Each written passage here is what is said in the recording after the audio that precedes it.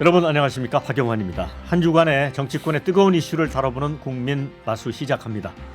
자, 대통령 선거가 이제 20일도 채 남지 않았는데 아침에 어느 신문이 올린 상반된 두 개의 신문 사설 제목이 현재 이슈를 좀 말해주는 것 같습니다. 헌법재판소가 공산국가 같다니 안 하느니 못한 김문수 후보의 사과. 또 다른 제목은요, 깨끗한 법정 세우자 이재명 후보의 발언 섬뜩하다. 이 두 개입니다. 탄핵과 내란에 강해서 허우적거리고 있는 국민의힘, 또 대통령 후보 방탄용 사법개혁에 돌진하는 민주당, 이렇게 보면 될 것 같습니다. 이 주제를 중심으로 두 분과 얘기 나눠봅니다. 먼저 국민의힘 홍석준 전 의원 나오셨습니다. 반갑습니다. 예, 안녕하십니까. 반갑습니다. 자, 김한규 민주당 의원입니다. 네, 안녕하세요. 김한규입니다. 네, 그러면 바로 첫 번째 주제 만나보시죠.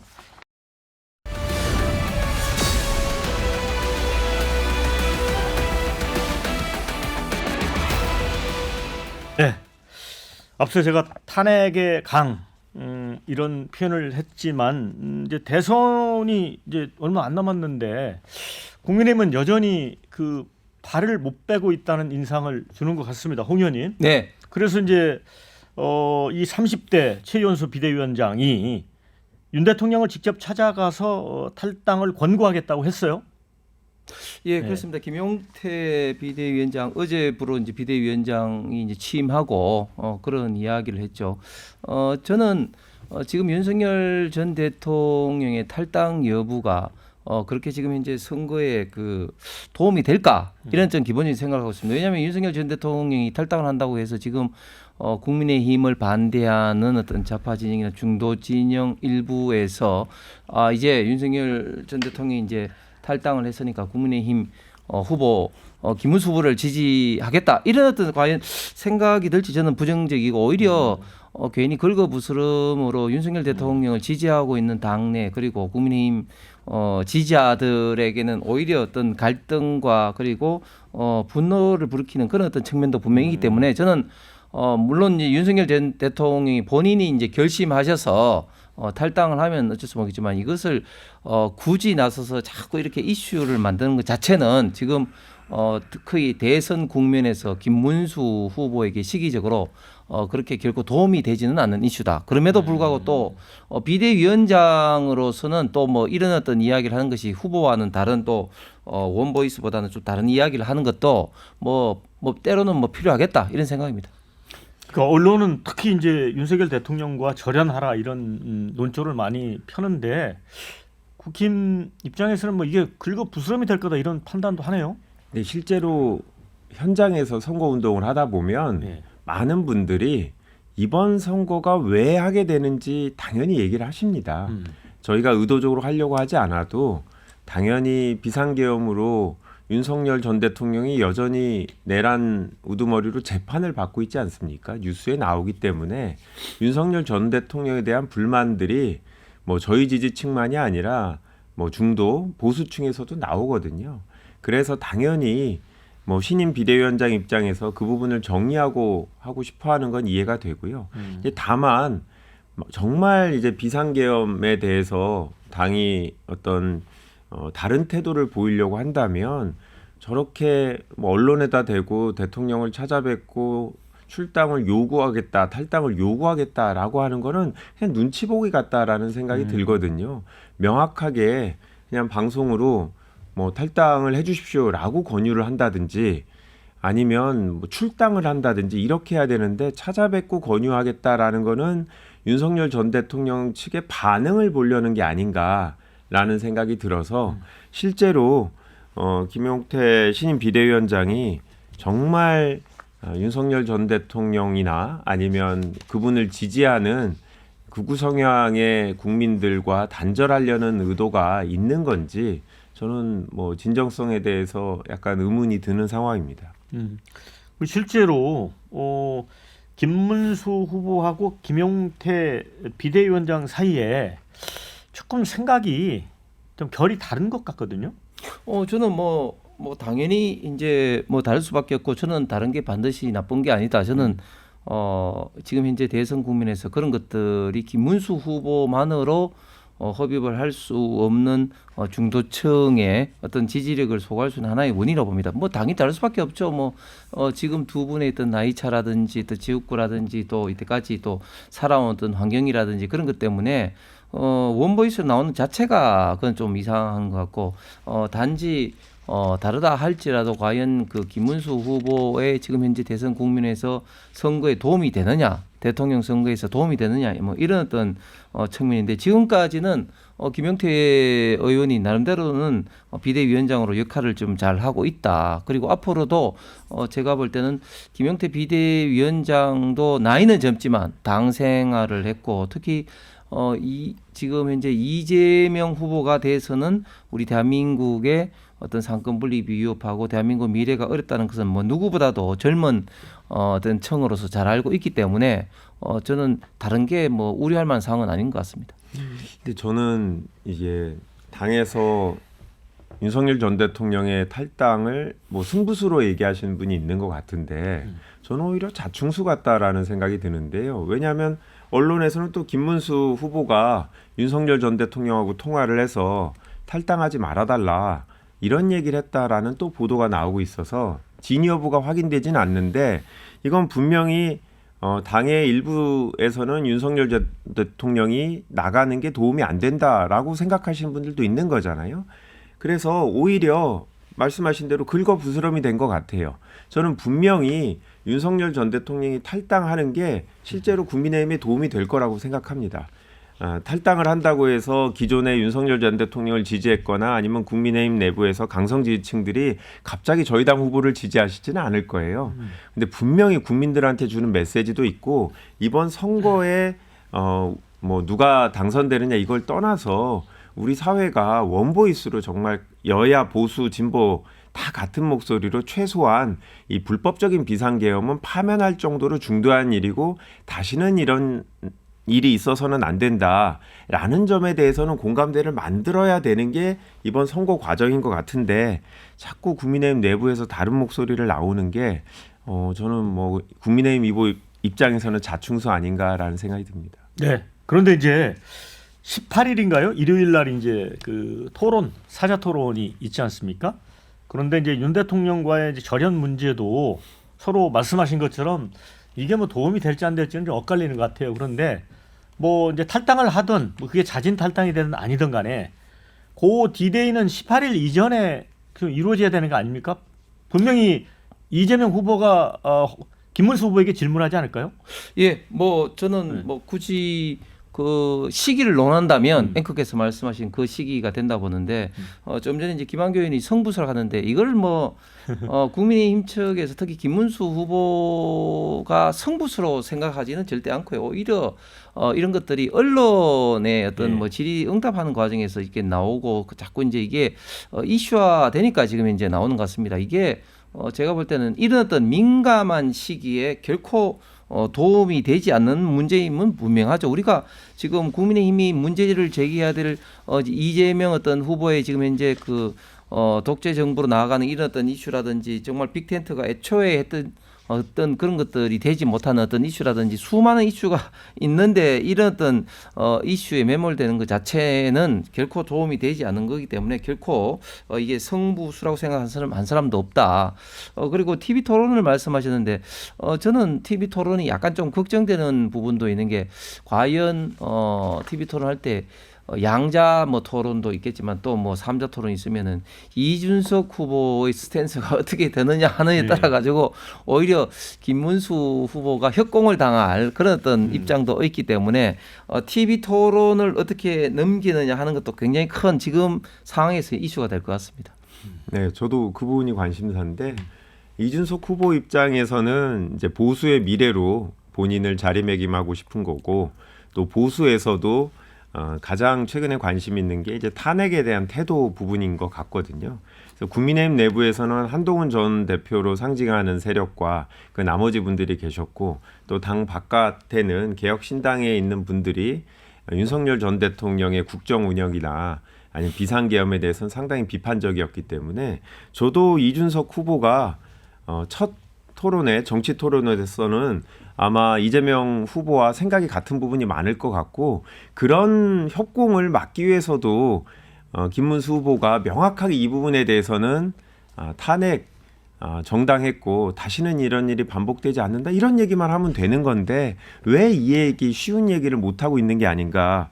저 김용태 비대위원장 입장에서는 되게 답답해할 것 같아요. 본인은 어떻게든 젊은 비대위원장으로서 새로운 보수의 길을 만들어 가고 싶어 하는데 김문수 후보가 못 이기는 척 김용태 비대위원장이 하자는 대로 따라가야 되는 기회가 분명히 있는데 지금 놓치고 있는 게 아닌가라는 생각이 듭니다. 실제로 지역에 가서 보수층 분들을 만나 보시면 저희 당을 좋아하지 않는 분들도 분명히 지금 국민의힘의 태도에 대해서는 답답해하시는 분들이 많더라라는 말씀 드립니다. 그런데 이제 국민의힘 선대위가 뭔가 좀 하나로 이렇게 단합이 되지 못하고 있는 측면이 있는 것 같습니다. 그 최근에 이제 최경환 전 경제부총리하고 장해찬 전 청년최고를 포함해서 21명 복당을 승인을 했습니다. 그런데 이와 관련해서는 또 한동훈 대표가 좀 딴소리를 내는 것 같아요. 예, 예. 권영세 전 비대위원장이 당을 떠난 분들에게 문을 활짝 열겠다. 그리고 이런 대선 시국에 모든 어떤 사람들이 힘을 합쳐야 된다. 이런 어떤 기조에서 방금 말씀하셨던 그 21분이 이번에 복당을 했습니다.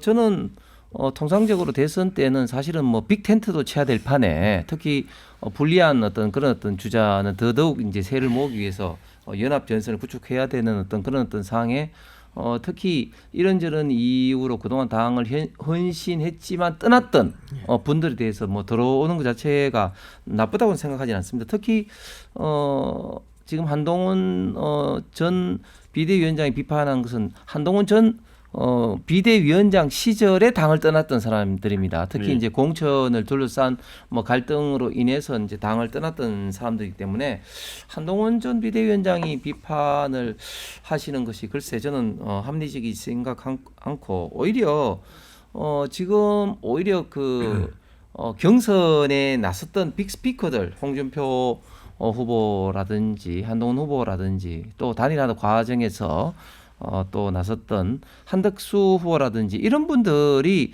김문수 후보를 적극적으로 지금 돕고 있지 않습니다. 그렇죠. 특히 친한계 의원들 같은 경우는 뭐 여러 가지로 지금 현재 돕고 있지 않다고 좀 말이 지금 나오고 있는데 본인이 이렇게 복당하고 있는 이런 사람들이 비판하기 이전에 본인이 과연 스탠스가 어떤지 지금 이제 김문수 후보를 지금 돕고 있는지 지금 방관을 한다는 것은 사실상 이재명 후보가 대통령 되고 이재명 정부가 출연하는데 사실상 돕는 반사적인 효과를 주는 것이거든요. 그렇기 때문에 이런 측면에서 앞으로 남은 기간만이라도 빅스피커 역할을 하실 분들의 적극적인 어떤 김문수 후보의 좀 지원이 꼭 필요하리라 그리고 하리라 기대를 합니다. 같은 정당에 있더라도 기본적으로 공유하는 가치가 같아야 이 사람을 당의 후보로 인정하고 대선에서도 같이 돕고 할 텐데요. 아마 아까 계속 말씀드린 것처럼 이 내란이나 비상계엄 이 부분에 대해서 김문수 후보의 입장이 좀 다른 분들과 많이 다르기 때문에 이 한동훈, 홍준표 이 두 분이 선대위 참여나 아니면 김문수 후보 지지를 적극적으로 하기가 좀 어려운 상황인 것 같아요. 이런 문제를 푸는 게 중요한데 장해찬 전 최고위원 같은 경우에는 이제 당을 떠나서 무소속으로 출마했었고 또 이분은 특히 윤석열 전 대통령하고 가깝고 한동훈 당시 이제 대표 체제에서 이제 공천 취소가 되니까 거기에 반기를 들고 나갔던 분인데 이거는 결국 한동훈 대표한테 참여하지 못하게 하는 그런 오히려 방어막이 되는 것 같다라는 생각이 들거든요. 그래서 장해찬, 한동훈 이 둘 중에 선택을 한다면 당연히 한동훈을 선택하는 게 당의 외연 확장이나 어떤 한동훈 대표를 뽑았던 약 40%의 국민의힘 지지자들을 결속시키는 건데 좀 이해가 안 되고 저는 가장 이해가 안 되는 게 한덕수 전 총리예요. 이분이 입당하면서 이제 자기는 용병이 아니다 가족이다라고 얘기를 했는데 본인이 후보가 되지 않았다고 바로 이렇게 정치 활동을 안 하는 건 가족이 아니라 용병이었던 것을 입증하는 것 같아서 그나마 지금 한덕수 후보가 국민의힘 후보로 되지 않은 게 우리 정치권을 위해서 다행이긴 한데 저라면 김문수 후보가 이 지금 세 분의 유력했던 경쟁자들 이분들이 당의 선거에 적극적으로 참여하게 할 수 있는 방법이 있다. 저는 그게 윤석열 전 대통령하고 절연을 명확하게 하는 거다라고 생각하는데 왜 이렇게 쉬운 길을 놔두고 멀리 돌아가시는지 모르겠습니다. 김한규 의원님 이야기하신 게 상당히 지금 현재 국민의힘 대선 국면에서 가장 뼈아픈 국면인데, 근데 그것의 모든 어떤 해법이 윤석열 전 대통령이 탈당이다, 또 이렇게는 또 볼 수는 또 없는 것이죠. 왜냐하면 한덕수 후보라든지 이런 분들은 분명히 좀 생각이 좀 다른 것이고, 그런데 저는 정치인이, 특히 큰 정치인일수록 정당에서 조금 장기적으로 봤을 때 얼마만큼의 헌신을 했느냐, 이런 것들이 중요한 포인트가 좀 돼야지 그 정당이 이제 발전할 수가 있는데, 우리 국민의힘 같은 경우는 사실은 조금 부족한 게 좀 그런 것 같아요. 그래서 앞으로는 사실은 사람을 평가를 하고 하는 데 있어서 좀 그런 어떤 면에 있어서 어떤 평소에 어떤 헌신, 뭐 기여,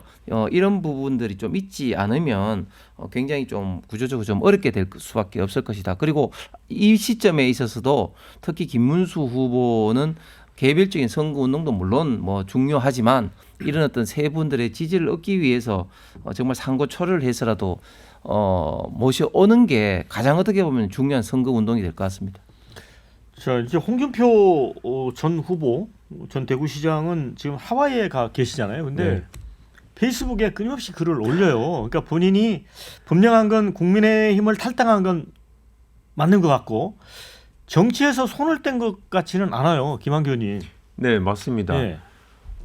저희 당 선거운동 해주시는 것 같다라는 그렇죠. 평가가 언론에서 많이 나오더라고요. 그래서 이제 홍준표 전 시장님하고 가까운 김대식 의원이 직접 하와이로 가서 네. 선거에 참여해 주시도록 부탁드리려고 한다라는 보도를 봤는데요. 홍준표 전 시장 입장은 이해되는 부분도 있지만 저는 또 한편으로는 아니 그래도 당원들의 선택인데 국민의힘 내부 경선 룰에 따라서 본인이 당선되지 않은 건데 저렇게 하시는 건 좀 이해가 되지 않아요. 또 국민의힘에서 어떻게 보면 정말 독특한, 아니면 한국 정치사에 되게 독특한 분이에요. 왜냐하면 서울에서 국회의원 하시고 경남에서 또 대구에서 광역지자체장 하시고 대구에서도 국회의원 하시고 이렇게 지역구를 옮겨가면서 전국적으로 지지를 얻고 선거에서 당선된 분이 없어서 제가 봤을 땐 국민의힘의 혜택도 많이 본 분이라고 생각하는데 아무리 홍준표 시장님이 개인적인 능력도 있지만 그래도 정치라는 게 정당을 중심으로 하는 건데 본인을 대통령 후보로도 만들어줬던 정당을 이렇게 떠나는 게 맞나? 지금이라도 당을 바꾸기 위해서 충분히 노력할 만한 분인데 좀 정치권 후배로서 좀 안타까운 면도 있습니다.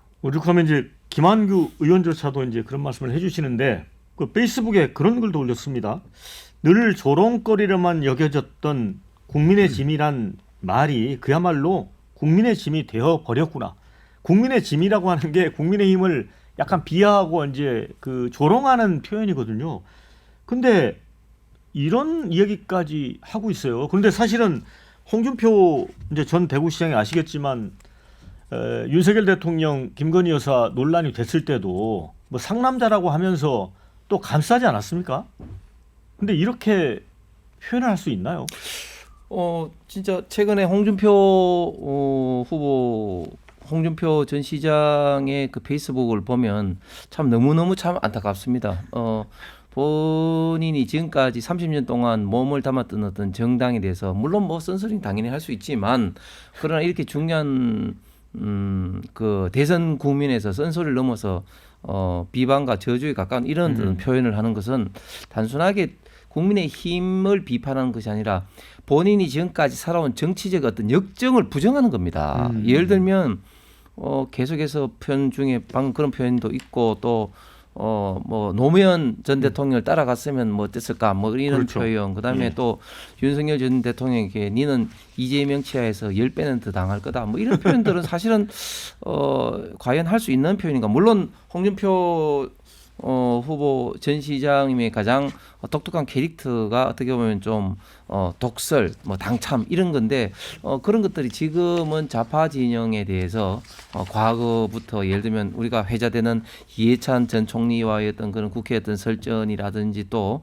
문재인 전 대통령과의 이런 어떤 대선이라든지 그런 것들이 아직까지도 유튜브에서 짤로 돌고 있는 것만큼 굉장히 좀 독특한 어떤 독설로 유명하신 분이고 또 최근에는 또 경선 국민에서 이재명 후보에 대해서 네 가지 니는 왜 형수 뭐 거기를 뭐 찌지는 그런 어떤 독설까지도 뭐 날리면서까지 그 독설로 인해서 굉장히 국민의힘 지지층에게 사랑을 받고 존경을 받았던 그런 어떤 분이었는데 갑자기 지금 이런 상황으로 되니까 그럼 30년 동안 본인이 했던 정치적 역정을 저는 부정하는 꼴이 돼버리지 않나 해서 너무너무 좀 안타까울 뿐이고 그럼에도 불구하고 홍준표 저는 후보 전 시장 같은 경우 과연 정계를 은퇴할까 이런 또 생각도 듭니다. 그런 만큼 앞으로 남은 기간이라도 이재명 후보가 집권을 하는데 좀 역할을 지금이라도 좀 할 수 있다. 그리고 많은 분들이 좀 그런 거를 권유를 하고 설득을 하고 있기 때문에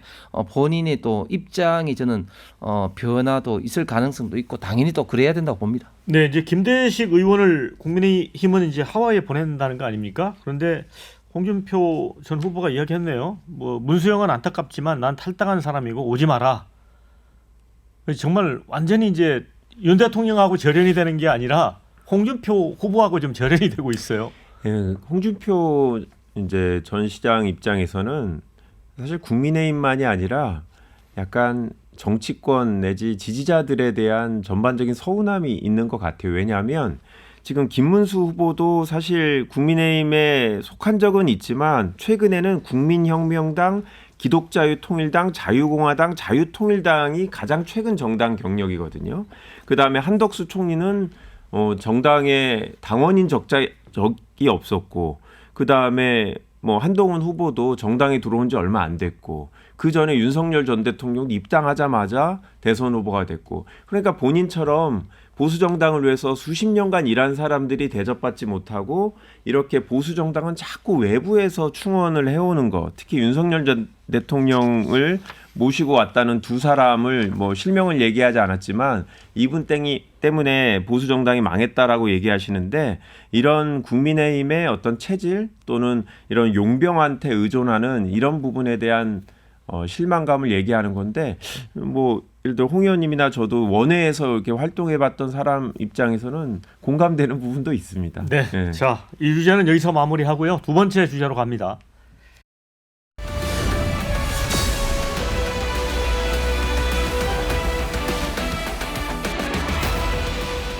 네, 대통령 선거가 이제 20일도 남지 않았습니다. 그런데 지금 최근에 그 대선 여론조사를 쭉 보면은 그 1, 2 후보 간 이 격차가 전혀 좁혀지고 있지 않은 것 같습니다.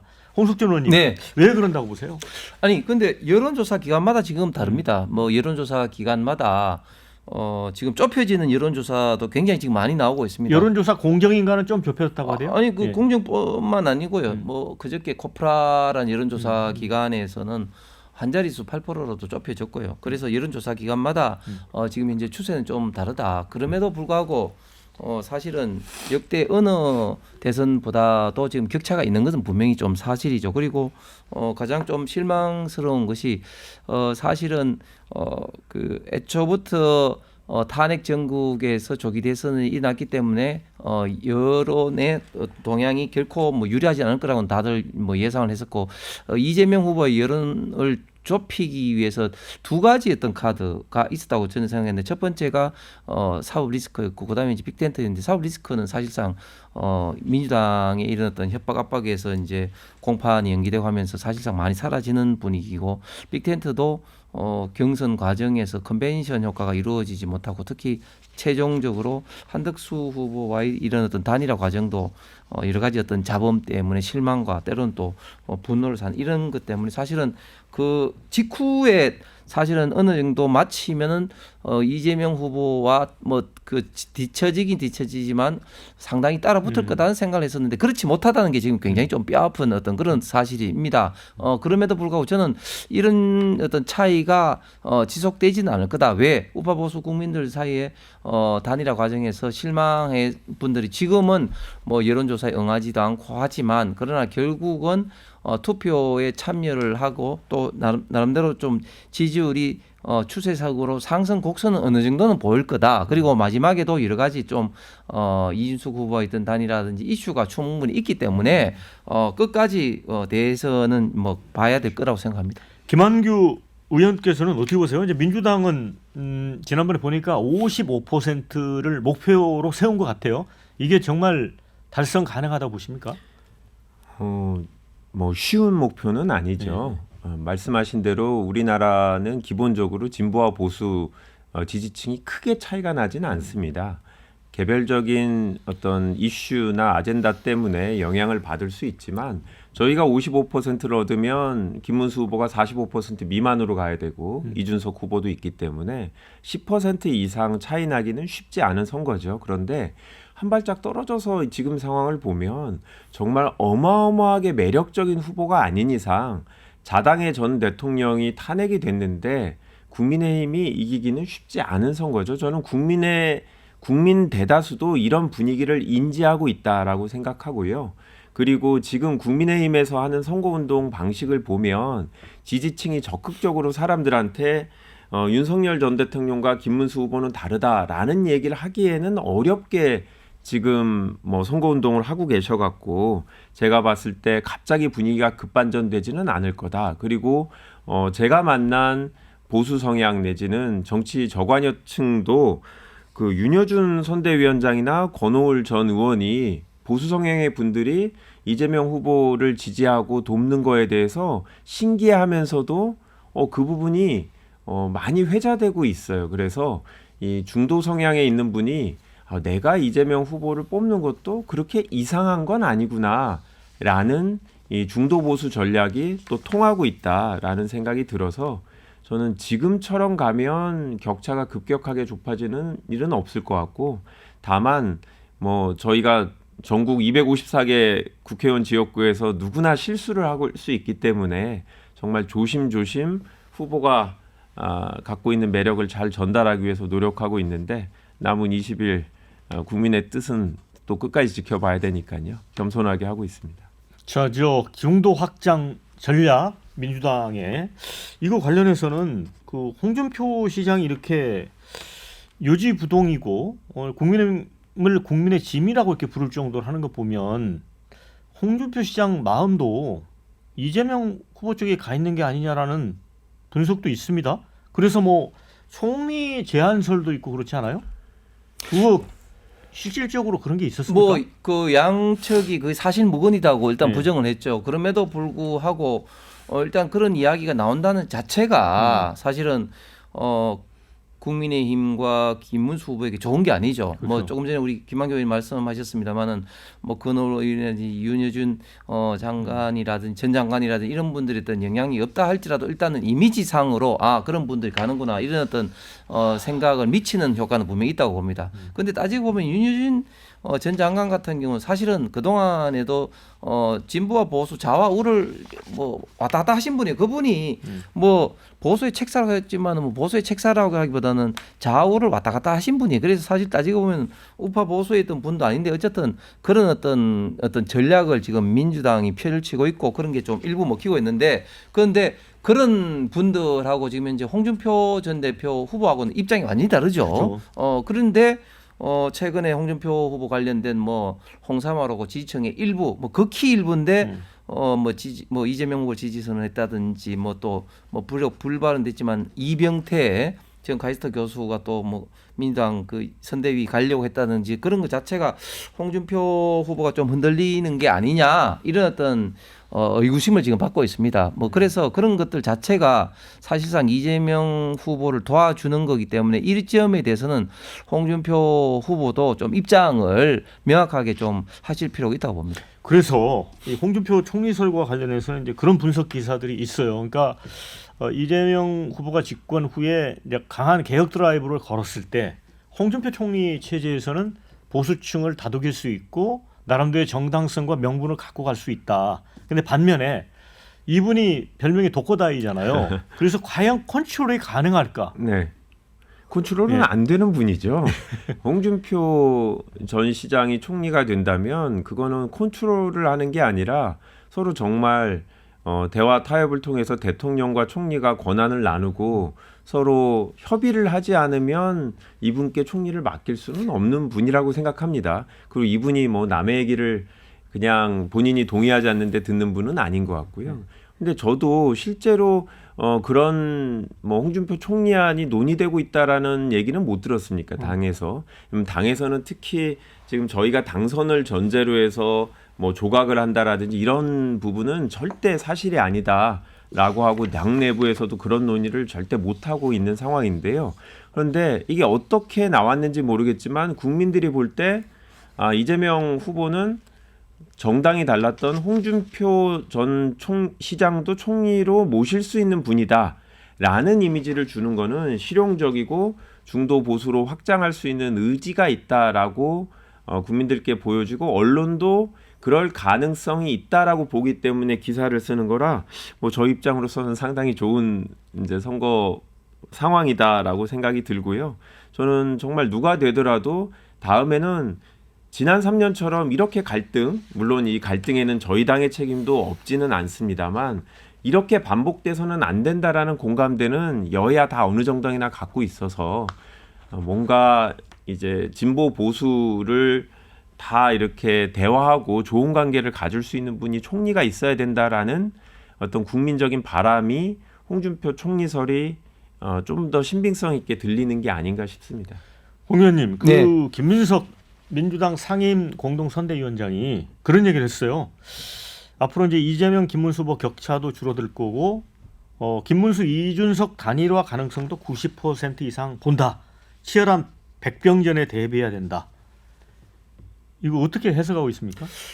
최근에 민주당의 기조가 보면 그 전에는 압도적인 승리라고 이제 강조를 예. 했는데 55%. 예, 지금은 이제 바뀌어서 이제 반드시 승리라고 이제 네. 했습니다. 왜 그런 바뀌었냐면 사실 우리 그 대한민국 국민들이 합리적인보다는 좀 감정에 좀 약하고 특히 대선 같은 이 큰 선거의 감정선을 건드린 것이 저는 두 가지 요인이라고 봅니다. 하나는 동정 여론이고 또 하나는 견제 심리입니다. 예.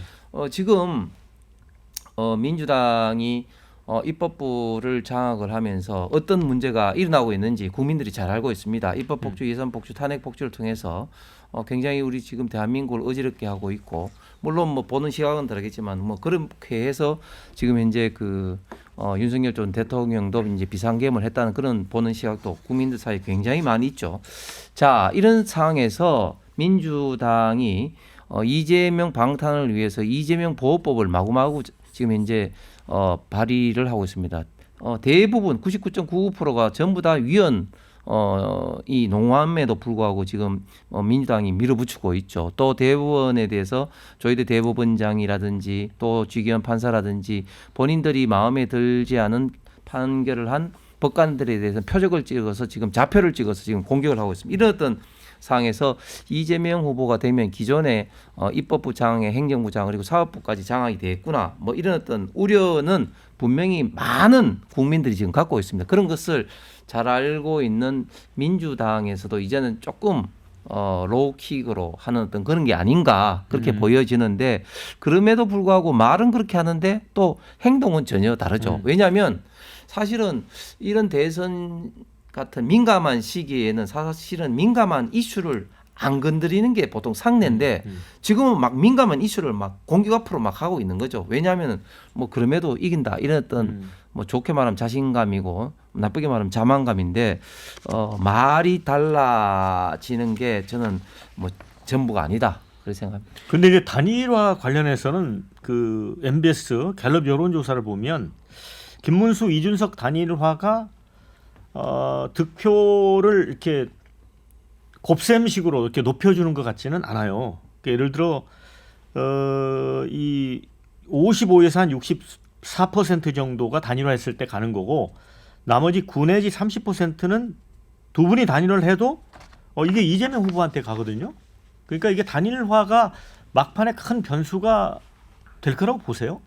그러니까 완벽하게 합쳐지지는 않겠지만 분명히 단일화가 된다면 김문수 후보한테 도움이 될 거다라고 생각이 듭니다. 그런데 단일화의 조건이라는 건 기본적으로 이 단일화하는 두 분의 표가 합쳐진다면 1등이 된다, 될 수 있다라는 전제에서 되는 거라 만약에 이준석 후보가 한 10% 정도 득표를 하고 있는 상황에서 단일화가 돼서 7%만 김문수 후보한테 가더라도 김문수 후보가 그걸로 당선될 수 있다면 단일화 가능성은 있는 거죠.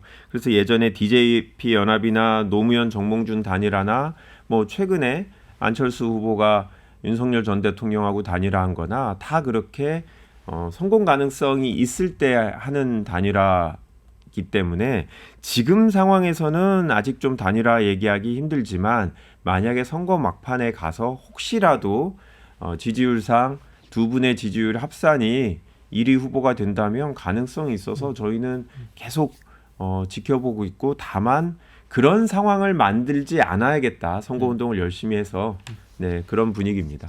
자, 그러면은 마지막 주제로 건너가겠습니다.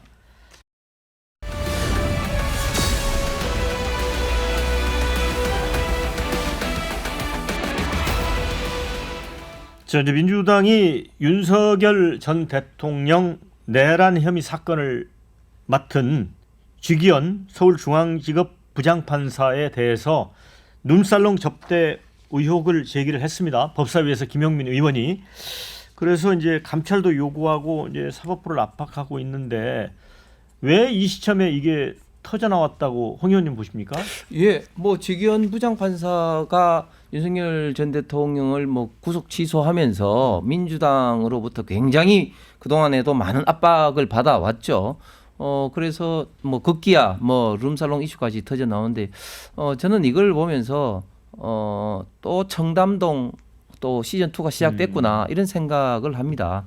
뭐 구체적으로 뭐 있으면 문제가 있으면은 구체적으로 이야기를 하면 되는데 또 뭐 제보를 받았다 이런 식으로 두리뭉실하게 좀 이야기를 하면서 지난 비상계엄 직후에 김어준 씨가 나와가지고 뭐 암살 제보를 받았다 뭐 이런 거하고 또 맥이 닿는 거죠. 뭐 그래서 지금 중앙지법에서도 너무 추상적이라서 뭐 밝힐 입장도 없다 예, 뭐 이런 그렇죠. 어떤 이야기를 한 거 아닙니까? 자, 그런데 우리 김한교 의원도 법조인 출신이 잘 아시겠지만 저는 판사에 대해서 이렇게 자표를 찍어서 공격한 어떤 사례가 있었나? 그리고 뭐 쥐기현 부장판사뿐만 아니라 지금 이제 조희대 대법원장에 대해서도 비록 청문회에 나오지는 않았지만 뭐 청문회를 한다. 또 특검법도 지금 발의가 지금 되었고 또 지금 공수처에서 수사가 배당해서 수사를 한다, 탄핵을 한다 이렇게 압박을 가하고 있는데 그 두 분의 공통점이 뭡니까? 결국은 민주당이 기대하지 않았던 그런 어떤 판결을 내리는 어떤 분들이란 말이죠. 그렇기 때문에 지금의 민주당의 태도는 이재명 후보나 민주당에 유리한 판결을 내리면 정의로운 판결이고 헌재처럼 그다음에 그렇게 생각하지 않는 판결은 문제가 있다. 정치 개입이다. 이런 식으로 사법부를 협박 압박을 하고 해당 판결을 한 법관들에게는 자표를 찍어서 공격을 하는데 이런 식의 행태가 과연 우리 대한민국 법치주의 어떻게 될 것인가 참으로 걱정스러울 수밖에 없고 법치주의와 상권 분립을 전제로 하고 있는 대한민국의 헌법은 물론이고 대한민국의 정체성을 기본적으로 훼손할 수밖에 없다. 그러나 저는 이런 것들이 글쎄 지금 민주당의 어떤 선거 민주당에 얼마만큼 도움이 되기 때문에 하는 건지는 모르겠습니다만 결국은 지금 여론조사에 분명히 반영되고 있지 않지만 대다수 국민들에게는 굉장히 우려스럽고 분노하고 있다는 것은 분명할 것 같습니다. 그래서 이 이슈는 이제 선거 국면에 굉장히 예민하고 좀 폭발력도 있을 것 같습니다. 김한교 의원님. 그런데 이제 민주당이 사진을 갖고 있다고 했잖아요. 그런데 공개된 거는 그 이른바 이제 눈살롱의 사진이고 쥐기현 판사의 얼굴이 찍힌 사진은 아직 공개를 안 하고 있어요. 그래서 이거를 놓고는 지금이라도 공개를 해야 되는 거 아니냐 이런 주장도 있더라고요. 기본적으로 법원 내부에서 감찰을 통해서 사실관계 확인을 하도록 기회를 줬다라고 말씀드릴 수 있고요. 원래 룸사롱 사진도 공개하려고 했던 거는 아니었는데 당시 국민의힘 내부 의원이 증거도 없이 이런 얘기를 하냐라고 하니 그러면 일단 당시 구체적인 장소라도 특정할 수 있는 그런 사진을 법사위 회의장에서 이제 공개를 한 건데요. 근데 좀 실망스러운 거는 이제 중앙지법이 진위 여부가 확인되지 않는다라고 얘기했어요. 저는 자신 있게 이야기하고 있지 않다고 생각합니다. 만약에 지기현 판사 본인한테 물어봐서 난 룸사롱에 가지를 않는다 내지는 최소한 동기 변호사하고는 가서 룸사롱에서 술을 마신 적이 없다라고만 확인을 해주면 이건 명확하게 허위다라고 얘기할 텐데 지인이 여부, 그러니까 사실인지 거짓인지 여부 자체를 확인할 수 없다라고 중앙지법이 얘기하고 있는 것은 뭔가 그런 유사한 사례들이 있기 때문에 법원에서도 명확하게 얘기하지 못하고 있는 것 같은데요. 저는 저희가 구체적으로 어떤 증거를 대면 그 건에 대해서만 얘기를 하려고 지금 저희한테 먼저 이야기하라라고 얘기하는 거라서 저는 그것보다는 법원 내부에서 지기현 판사하고 조금 더 심도 있게 평소 이런 동기든 아니면 다른 변호사든 재판과 이해관계 있는 사람하고 술을 마시거나 접대를 받은 적이 있는지 확인할 필요는 있다라고 생각하고요. 이게 전혀 없는 일들이 아닙니다. 우리 기억하시면 우리 99만 원 술 세트라고 기억하시겠지만 검사들이 룸사롱에서 접대를 받아서 문제가 됐던 게 바로 몇 년 전의 일이거든요. 그래서 과거 드라마에서 봤던 것만이 아니라 여전히 이 사법부나 아니면 행정부에 있는 사람들이 변호사나 이렇게 이해관계 있는 사람들한테 접대를 받고 있다라는 부분이 제보로 나오고 또 많은 분들이 그럴 수도 있다라고 의혹을 갖고 있기 때문에 이건 확인해 볼 필요가 있다라고 생각하고 저도 제보자를 직접 접촉한 건 아닙니다만 당내에서는 나름 근거가 있다라고 생각하기 때문에 법조인 출신 의원들도 이런 이제 추후 이게 사실이 아니라고 밝혀질 가능성이 적다라고 보고 문제 제기한 것으로 알고 있습니다. 그런데 이제 이재명 민주당 대선 후보가 깨끗한 손 얘기를 하면서 이제 사법부 개혁이 필요하다 이런 메시지를 이제 발신을 했습니다. 그래서 이제 민주당에서 이제 법사위 주도로 이루어지는 예를 들어 대법원장 특검이라든가 이런 일련의 행위들이 뭔가 어떤 일정한 목표를 갖고 있는 게 아니냐라는 분석도 나옵니다.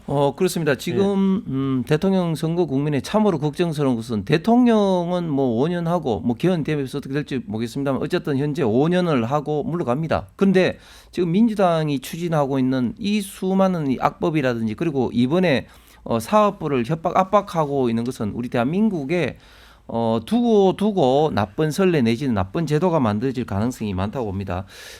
이재명 후보가 창원에서 이런 이야기했죠.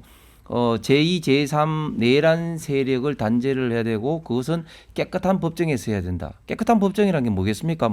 법정을 청소한다는 것은 아닐 거고 결국은 조희대 대법원장과 대법관을 바꾸겠다는 말 아니겠습니까? 그런데 문제는 뭐냐면 바꾸는데 어떤 또 바꾸는 게 되느냐?